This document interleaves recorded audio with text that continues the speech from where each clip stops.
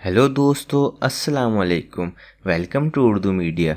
मज़ीद अच्छी और मालूमाती वीडियोस देखने के लिए हमारा चैनल ज़रूर सब्सक्राइब करें। शुक्रिया।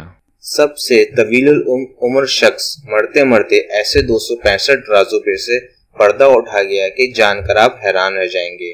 न्यूयॉर्क टाइम्स की एक 1930 के आर्टिकल में इंकशाफ हुआ कि चीन के इंपीरियल गवर्नमेंट कॉलेज के मुताबिक चीनी हुकूमत ने 1827 में लीचिंग को 150वीं सालगिरह पर मुबारकबाद दी और 1877 के कागजात से इल्म हुआ कि वो अभी भी जिंदा था और इसे 220वीं सालगिरह की मुबारकबाद दी गई।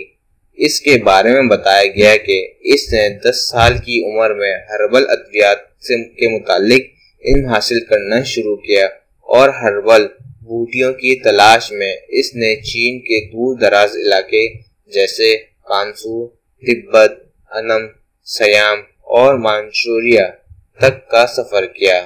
इसने 1739 में 71 साल की उम्र में फौज में शमूलियत इख्तियार की और मार्शल आर्ट्स की तरबियत देने लगा।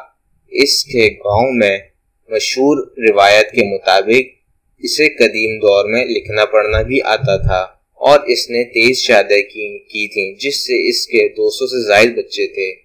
इसके इलाके का एक जंगजू सरदार इसे अपने घर ले गया और जब इसकी लंबी उम्र के बारे में पूछा गया तो ची लिंग का जवाब था कि अपने दिल को पुरसकून रखो, कछुए की तरह बैठो, कबूतर की सी फुर्ती रखो और कुत्ते की तरह सो जाओ।